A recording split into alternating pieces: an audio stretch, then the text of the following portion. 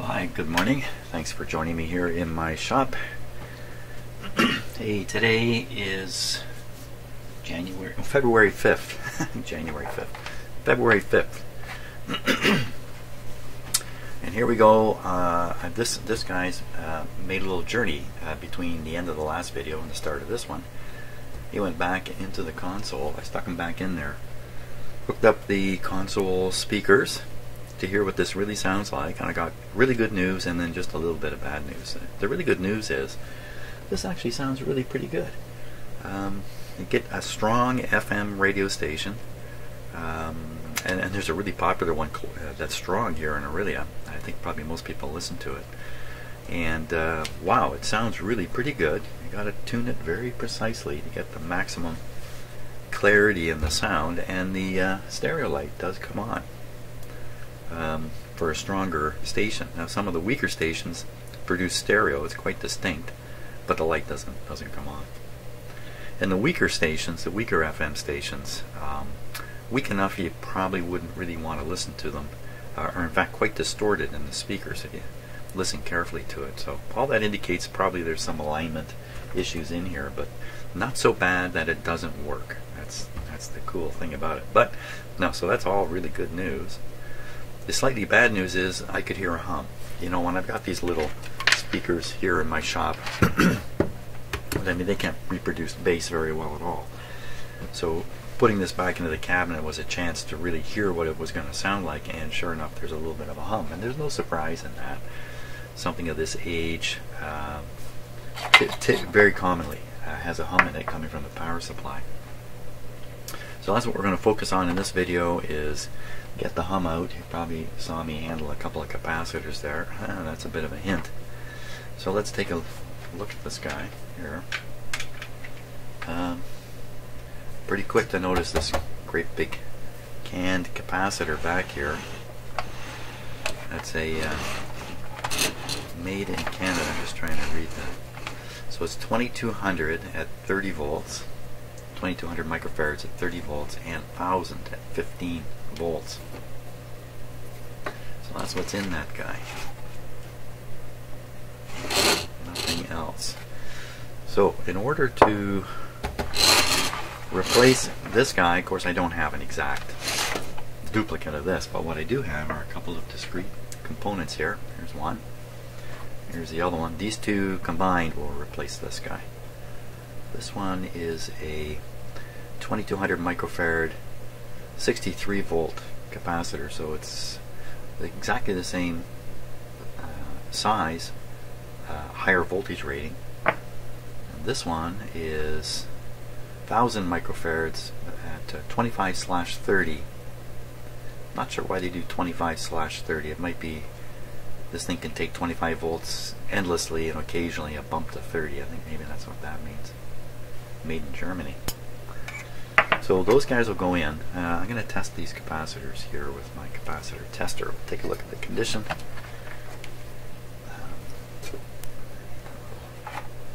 Block here.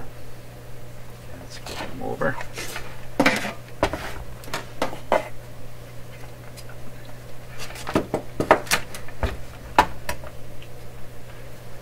There we go.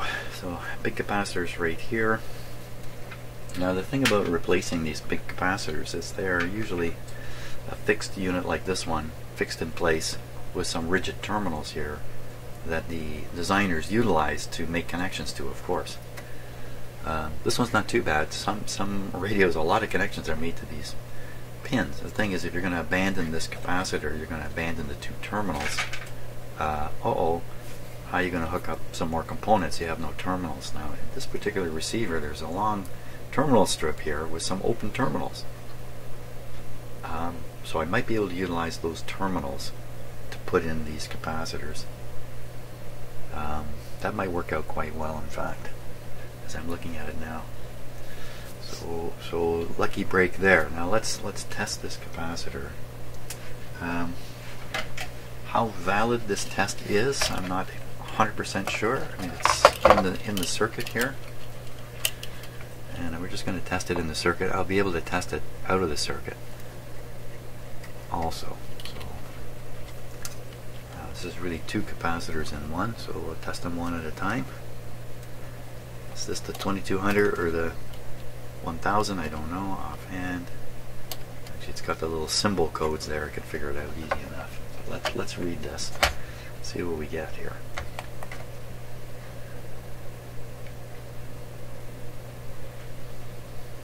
C. Okay, it knows it's a capacitor. There we are. So this thing reads its value is about 1500 or 1600. So this is probably the 2200 side. Reading 1600. V loss 17%. That looks like a big number to me. ESR a third of an ohm. Doesn't look like a big number to me. I'm just not quite understanding how to understand these readings in terms of performance in a radio like this. The same way I am with other older ways of testing capacitors. Let's try the other side now. This would be the 1000. Let's see how it comes out.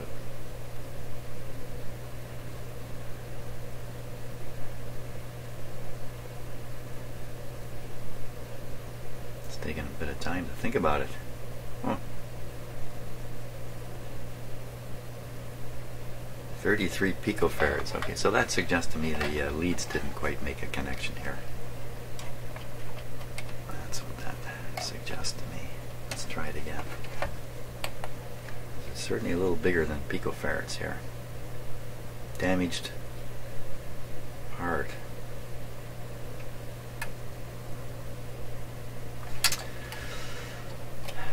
Okay, so I don't know how to interpret that. It could be because the capacitor is still in the circuit, it's connected to all kinds of other components.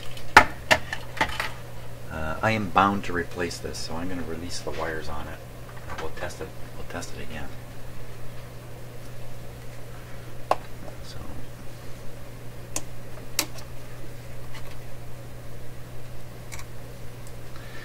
there's actually two wires coming to this terminal.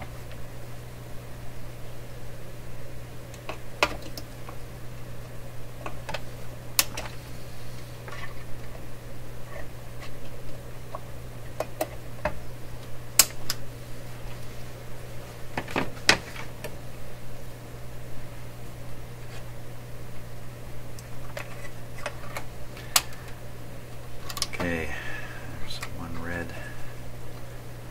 another red, and this one. So the capacitor is now connected to nothing. So let's repeat the two tests. I like to do this stuff just to gain more and more experience with how things really work.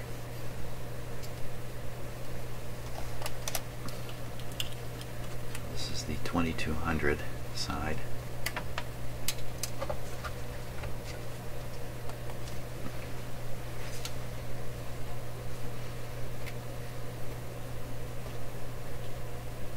So almost exactly the same reading, 1500, almost 1600. These look a little different. ESR is reading a little higher. Effective series resistance. You know, I do know what these things are. When I tell you I don't, I actually do. But I cannot interpret them properly, these kinds of values, in terms of operating a high voltage tube set.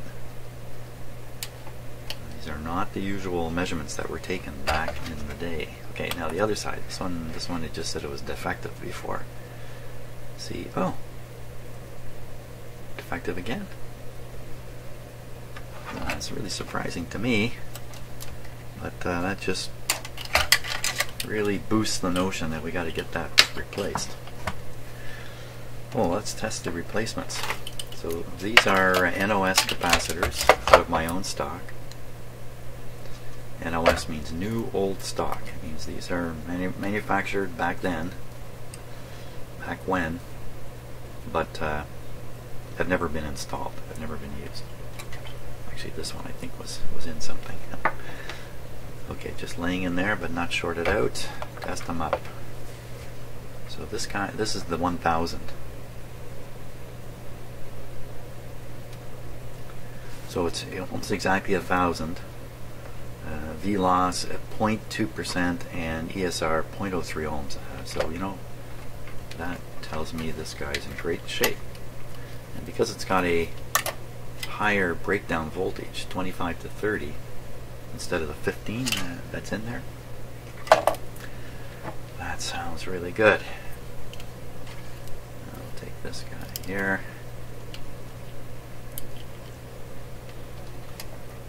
This one is 2200. Oh, what happened?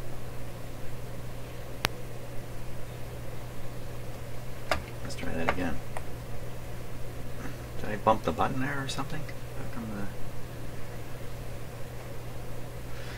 so there we are. 2192, almost exactly 2200. That's amazing to me. V loss 1.3%. ESR 0.03. So I think these are very good readings. No doubt these are tremendous improvements over the thing that's in there, and that should quell the hum. Now we gotta decide how to put these in. This one comes with its original leads. This one, of course, the leads are cut.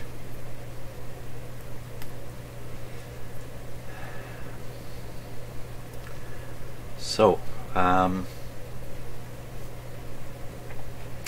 this was going to the 2200 side. This is the 2200. So there's, let's take a closer look here. I think I've got 3 terminals to work with on here. 1, 2, 3 empty terminals. This one is grounded, so I'm not so sure I want to use that. Maybe I do. Maybe I do. And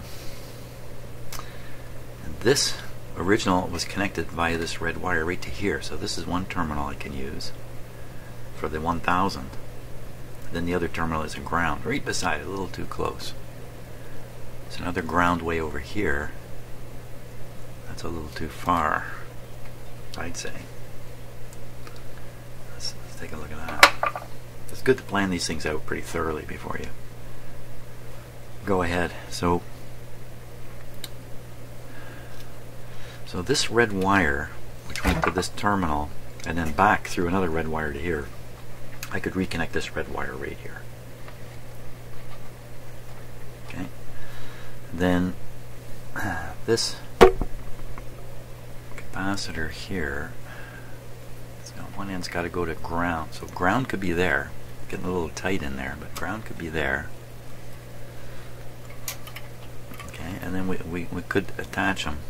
Look at this. This red wire can be brought over to this terminal. And then, oh, that's not quite right though. That's not what I want to do. What I want to do is I'm going to want to put the positive one here. Negative one to ground. There's a ground spot here potentially. Is there any other ground? Really good chassis ground spots. There's only one here. One over here. Okay, so if I wanted to use that one, like, oh gosh, I could do it like this. I could tuck this guy right down in here. Stick this guy right over here. Pick off the ground terminal. Okay, so that's where that one can go. This guy, one leg onto the ground terminal. Could be here. This one in place. Could be sitting like this.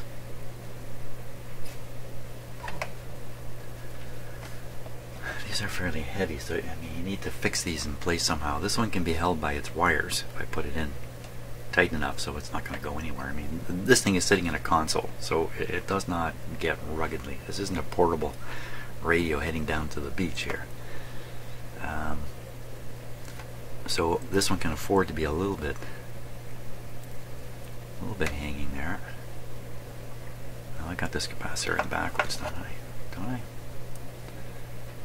would want it to be like this. That would be a little better. Anybody notice that and was freaking out? So this negative terminal remains a good spot to put this. And what I could even do, since this is the wire I want to hook up to the positive, I could potentially hook the negatives right together here these two, something like this. Put them in, sticking out, and use this wire or extend this wire out to there. These two guys would be sitting quite nicely right in here. I have some holes here. I can kind of put a tie wrap through somehow. I could probably bring a tie wrap through here, down under. Kind of hold this up on the back wall. If I hold the loose blue one up, and it's soldered like this, this will make this very, very rigid. So there's the plan. That's the plan of action. So I think the first thing to do is to solder these together like that, and then install the ground connection, and connect this terminal. I have to bring this wire over.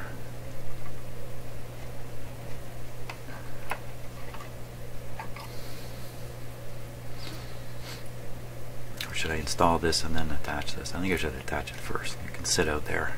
Yeah, that's what I'll do. Okay, got a bit of a plan there. Had a snowy day yesterday. Today is just going to be cloudy. And I looked ahead at the weather forecast. It's snow every day for the next 5 days. Wow.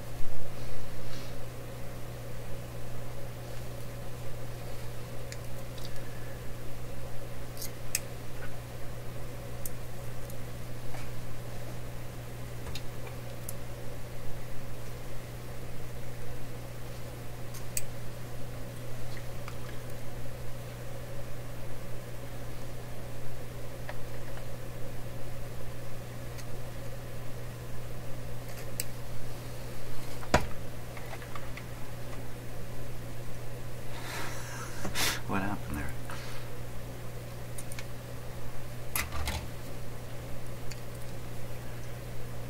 I don't want to handle these leads too much. If you bend them too much right in here, you're going to wreck the...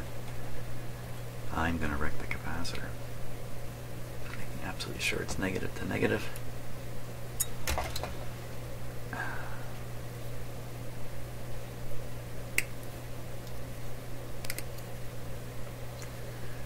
Blob of solder is really causing me a headache there.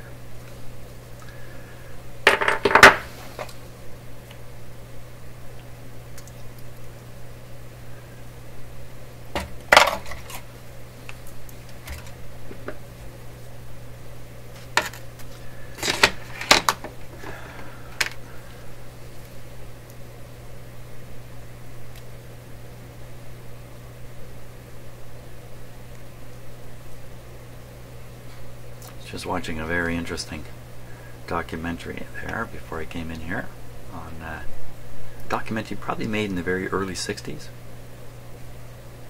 maybe even in the late 50s, in France. It's in French. I had to read subtitles, and it's a documentary about the period of time where the Germans occupied France during the Second World War, and they're interviewing all kinds of French people, basically asking them all those questions you really want to ask. What's it like? What was it like? What was going on? In great detail, very small personal stories. Very interesting to listen to. And unfortunately I didn't watch the whole thing because I came in here to do some work. But kind of the message I got out of what I saw was initially when the Germans invaded France and occupied it, the French population was so stunned that there wasn't much political activity, if I can put it that way. And then I think that was 1940, 41, 42. But then after about a year, more and more French citizens were resisting, and things were becoming more and more difficult for the German occupiers. At first they didn't have to protect themselves much, but after a year they had to take steps, the German army, to protect itself. in France, and I had the feeling the situation just got worse and worse right to the end of the war. I don't know, because I didn't watch the whole thing, but it's very interesting to hear these people talk. And because the documentary is old, it's not people remembering way back or telling stories that they heard from somebody else. These are people talking about their own experiences.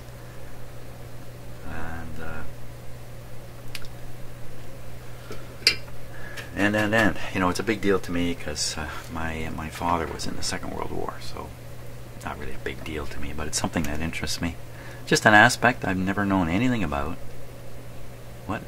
You know, another almost the same sort of thing is so after Berlin fell and Hitler was out of the picture, what happened in Germany for the next year or two? I've seen a little bit about that, but not much. There we go. Okay. That must have been a pretty strange time too. That got pretty good. Now we'll do the negative one next, or maybe we'll do this one. Let's get this red wire in place before things get too crowded in here.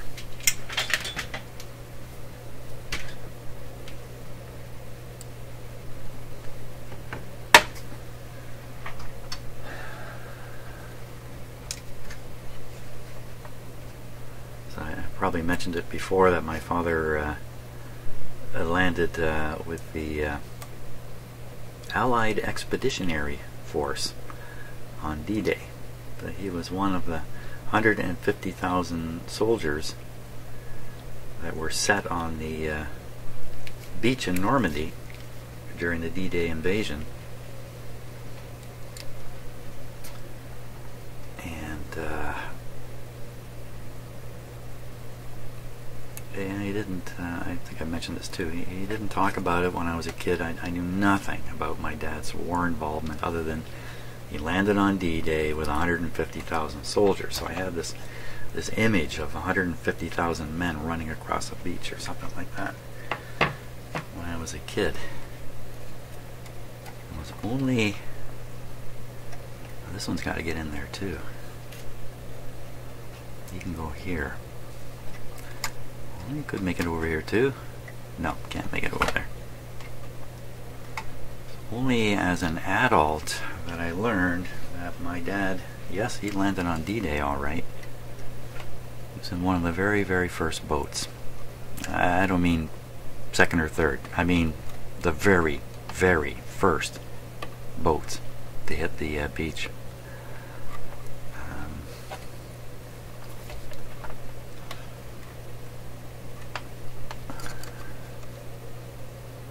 He fought with a group called the Queen's Own Rifles.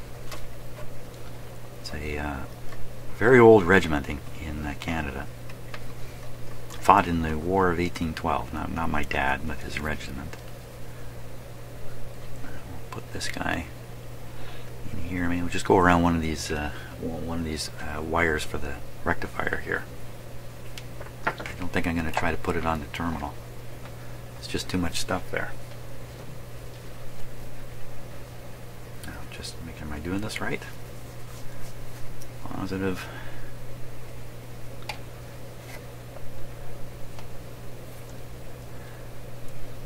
Yes. I think I am. See, I'm busy talking about my dad here. I'm not concentrating.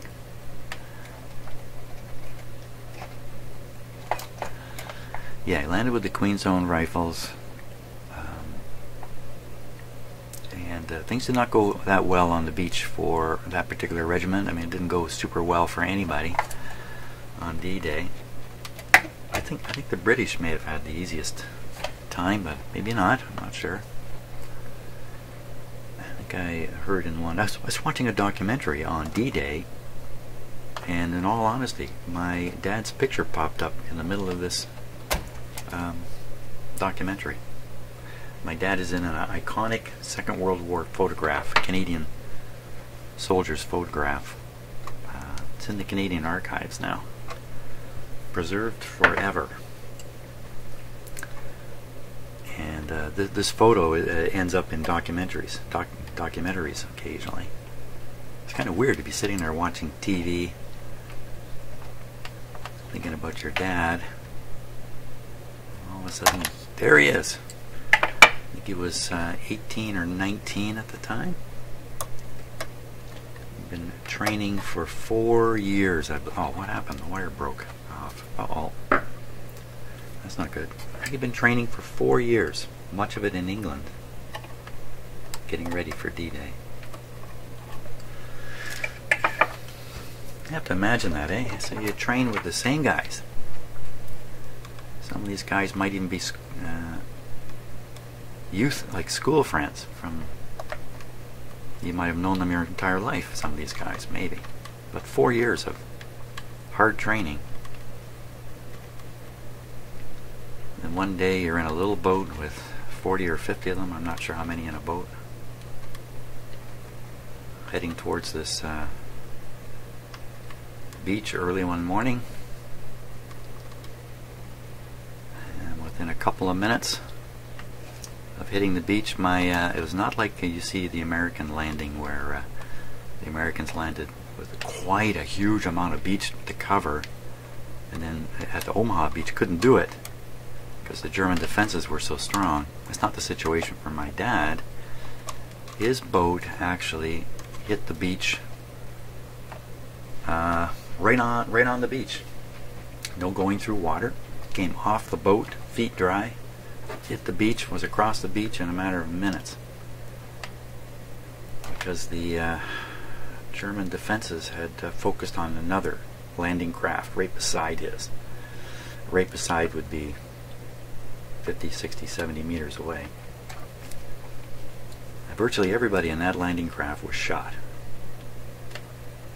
Dad's fared really well. I think they almost all got across the beach. Once you're across the beach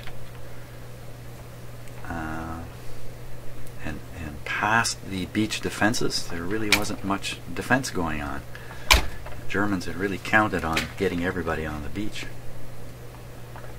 So that's my dad's story. Off the boat and run like a bugger. Get off the beach. But after that,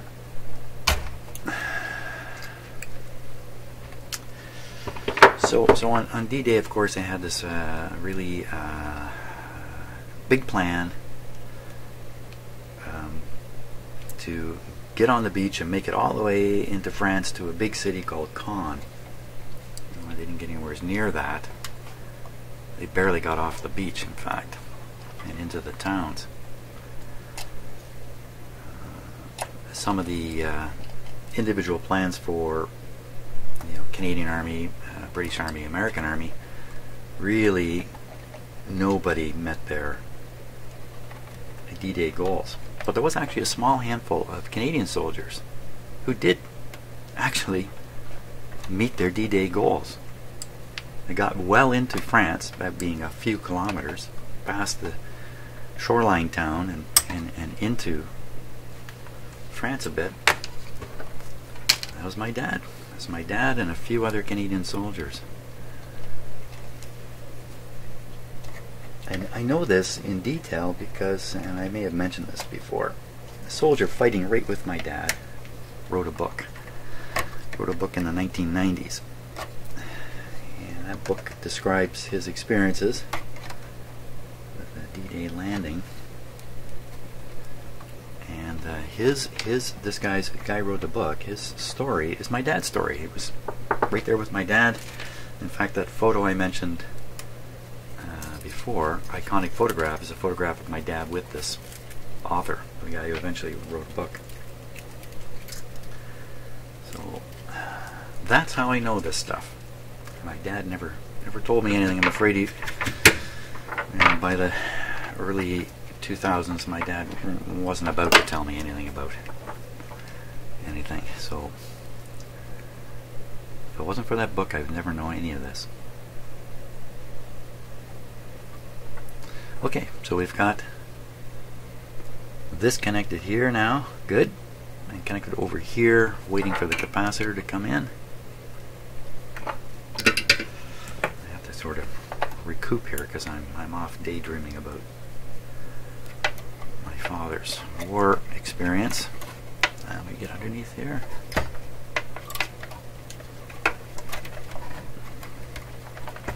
There. It looked like this was always in here. I want this to come over just a little bit further. I want this to go. Okay, I don't want to bend it too much again. Kind of rather it comes up under this brown wire here.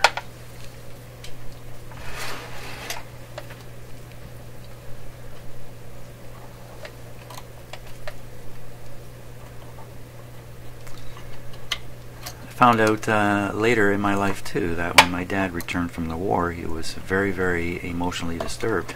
I never knew any of this kind of stuff. I mean, like any soldier would be. I mean, nothing out of the ordinary. And my shock, he was drinking a lot. And it's just shocking to me because I never saw my father drink any substantial amount of alcohol in my entire life. Yet I found out that in fact he, like just about all soldiers, had using something to help him forget, I guess, everything that had happened. So can you imagine you fighting with these guys, or training with these guys for 4 years, how close-knit the group would get? And then within minutes of running on this beach, many of them are dead. Yeah, when I say, yeah, so just harrowing stuff.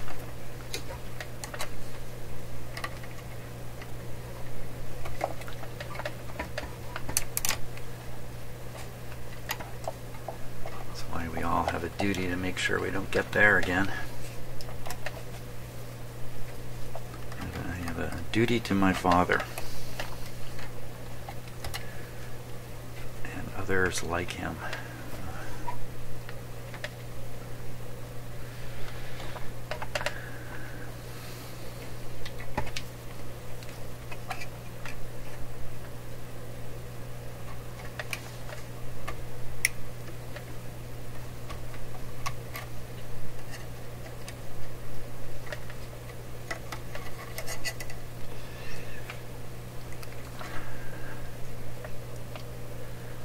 This is correct. This is correct ground.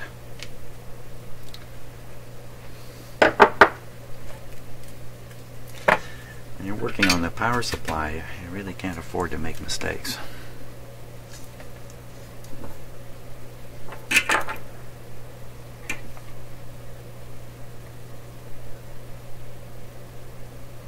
I'm all shaky here this morning.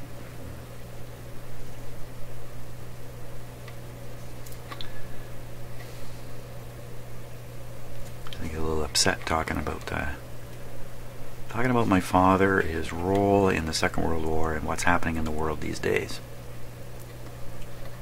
The resurgence of the kind of stuff my dad was fighting against. That's how I see it.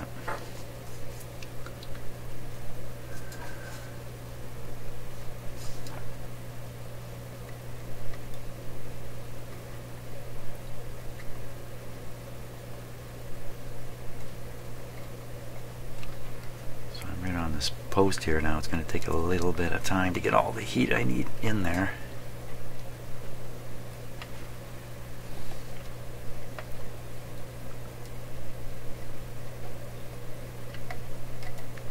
Doesn't look quite right yet.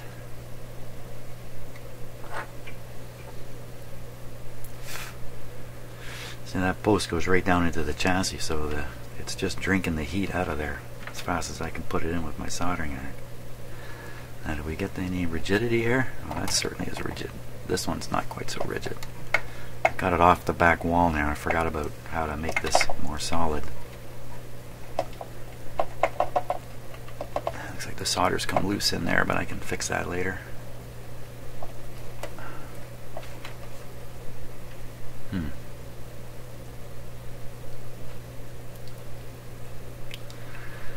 You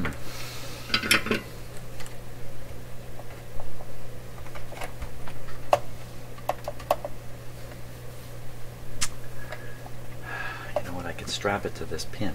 I can strap it here.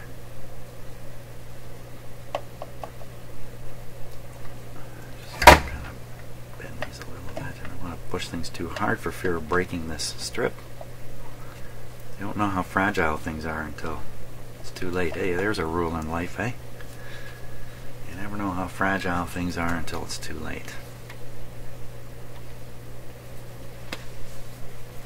Kind of goes along with all the stuff I've just been talking about. Okay, so I gotta find another piece of wire here. This one's not long enough.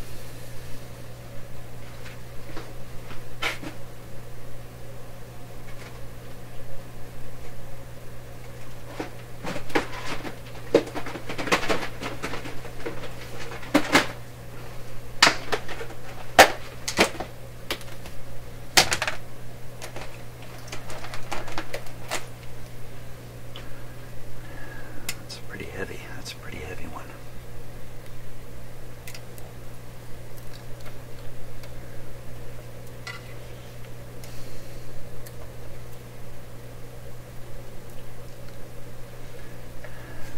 If I pull the old wire off the terminal, there'll be enough terminal to put this heavier wire in. Or do I have a slightly lighter wire?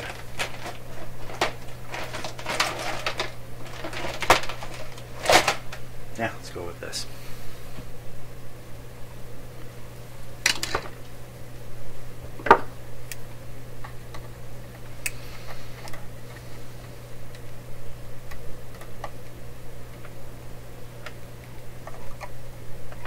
Didn't I solder that terminal? I didn't solder that yet.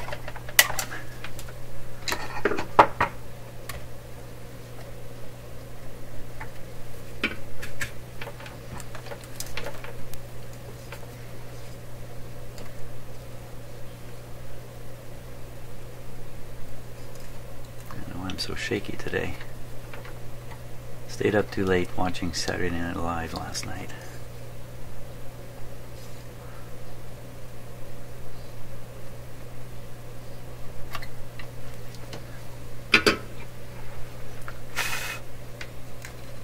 Still not soldered on there.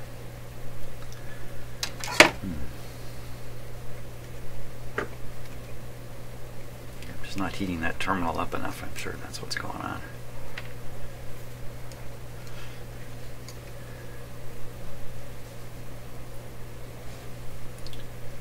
This wire is going to be at, I was going to say high voltage, but in my world there is no high voltage in this radio. But this will be the VCC voltage here.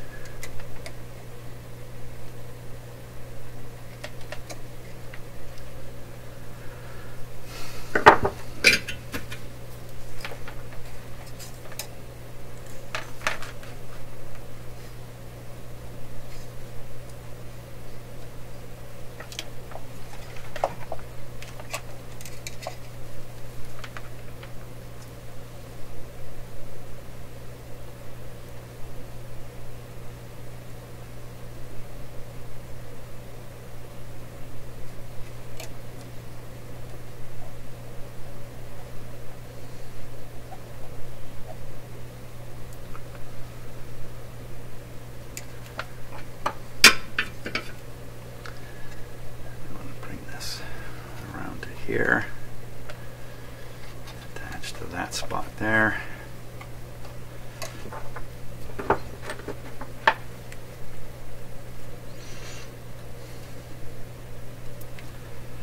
Let's cut this off. A little extra for now.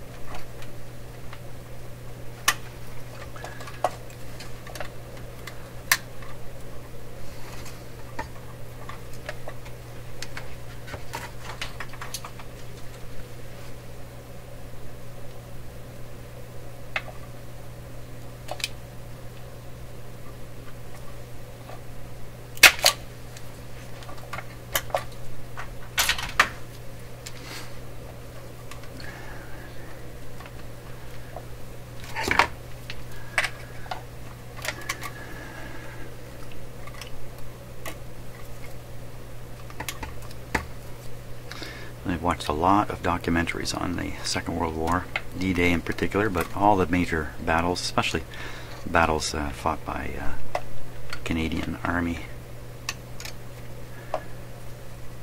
Okay, let's see if I can pull off the original wire now and then get the new one on there.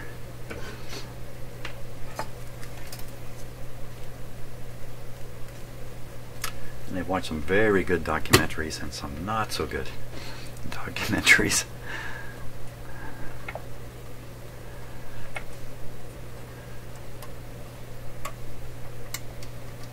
There's a whole series made by a Canadian historian that are fantastic, and they're all on YouTube. For King and Country, I think it's called. It covers the First and Second World War, but from a Canadian perspective.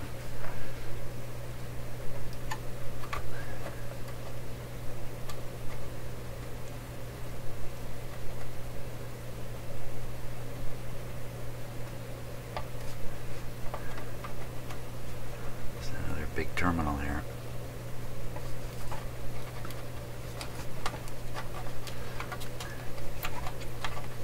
It's not off of there. Easier said than done. There we go. You know what? I saw the other wire move.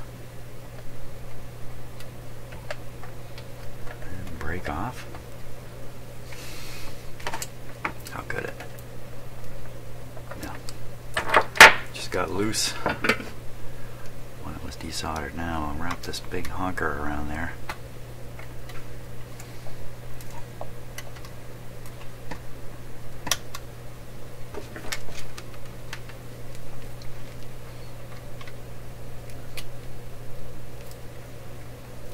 And after watching my videos and you say, wow, you could have done that differently, or you could have done that some different kind of, like this different kind of wire. Why didn't you, Jim? Why didn't you? I'm not aiming for perfection here. I'm aiming for a satisfactory result. I pretty much believe the 80-20 rule. I'm getting the last 20% out of something like this.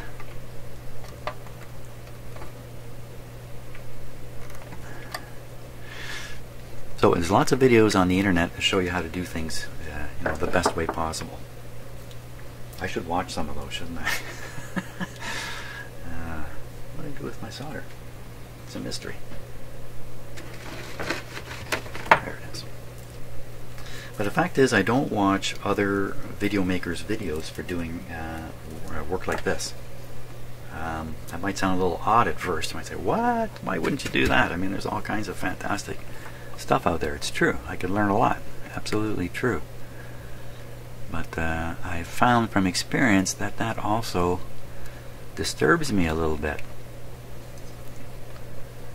in the sense that it's no longer really me doing this. I like to make all my own discoveries here. Of course I don't. I mean, I don't. I'm not really looking for ways to reinvent the wheel, but there's a major fun factor with overcoming stuff when you're doing this work. And the harder it is, the bigger the mountain you climb, the better it feels at the top. So I find that reading people's comments, as valid as they are, and as helpful as they might be, and as well-meaning as everybody is, such as you, watching this now, I find that I just have this love-hate relationship with them. I've talked about a number of times.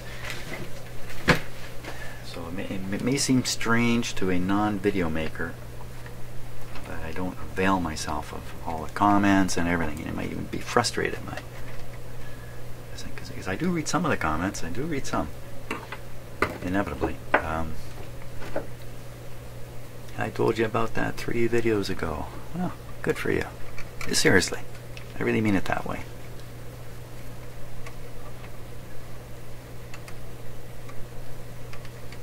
Because you can have the same fun I'm having. You can watch all these things I'm doing. You can make your own conclusions about what may or may not be the problem.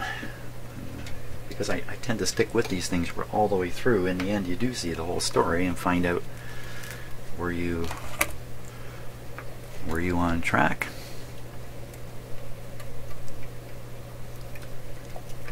But if you expect me to do everything exactly the way you might do it, no, no, no, no.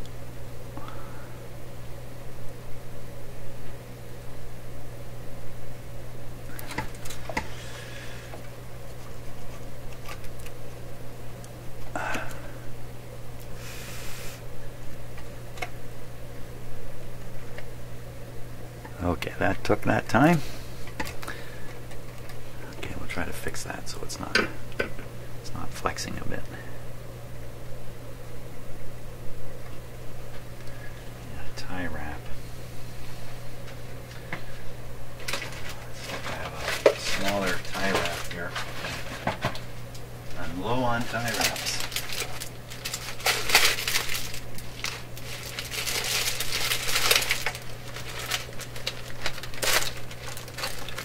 I saw one. I don't know, I think that's going to be way too big. Oop. Get through this hole here. Uh-oh. Give me a little tie wrap, somebody. Anybody rush in here with a tiny tie wrap. Thank you. Thank you. There we are. I think this will go. Yeah, through there. I'll take it up.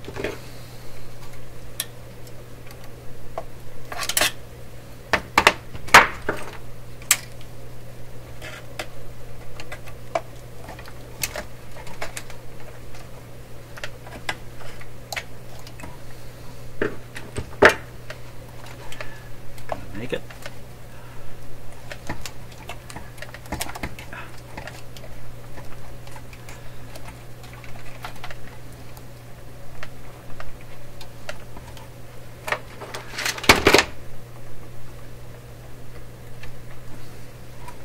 Come on, click a little bit.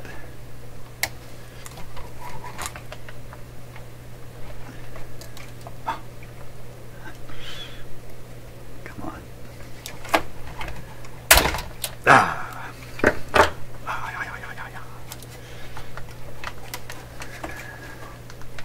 Just one click. One click is all you need.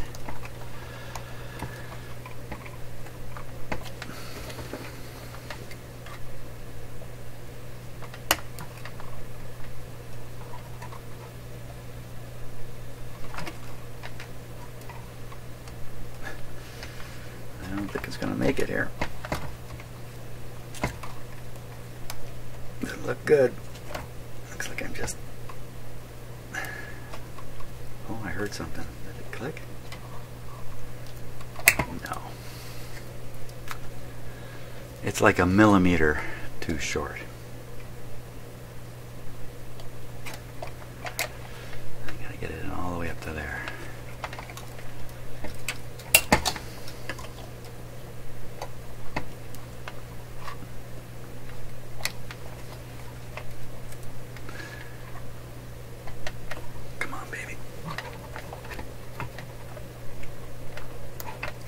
Something click. I got it.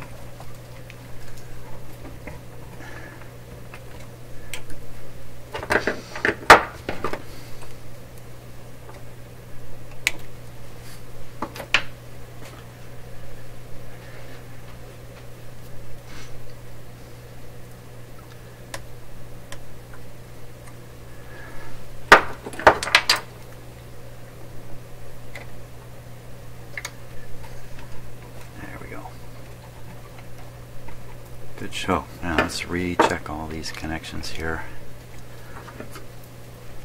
Make sure they are as good as they can be.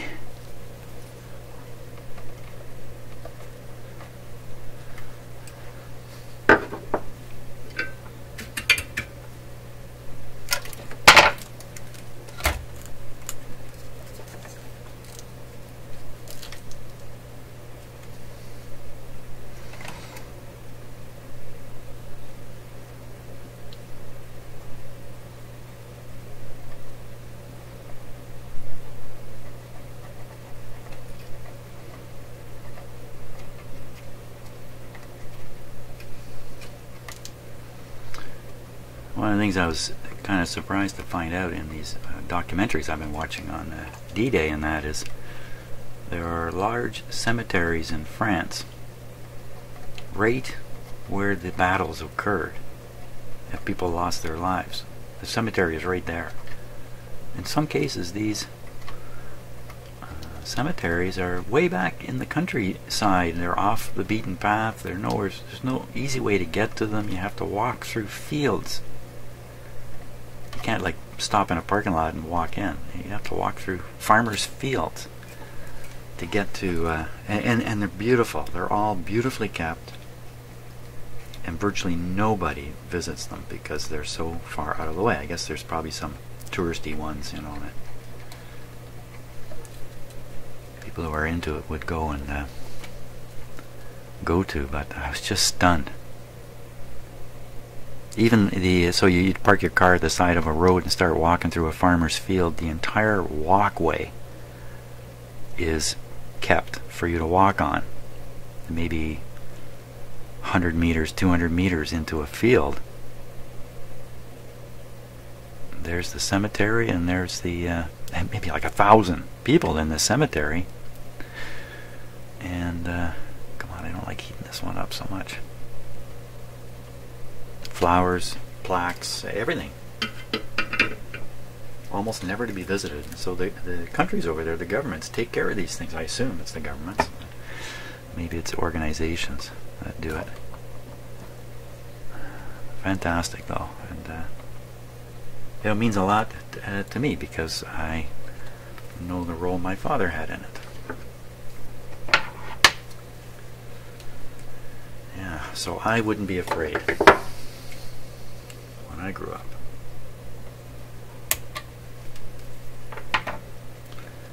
Okay, could talk a lot more about the history of the Canadian Army in the Second World War, and all the battles, and why the Germans were so afraid to come across Canadians in both the First World War and the Second World War. Let's see if I can make this look a little more engineered here.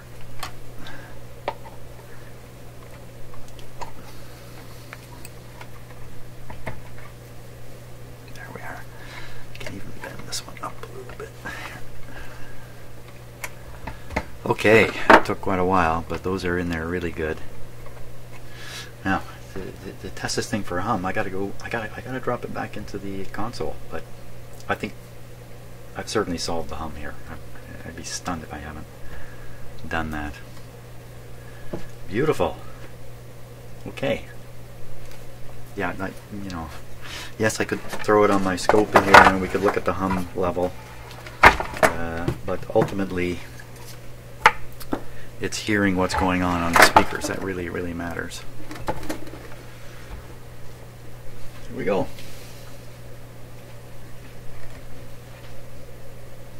Okay, thanks so much for watching that and listening to me babble about my dad once again.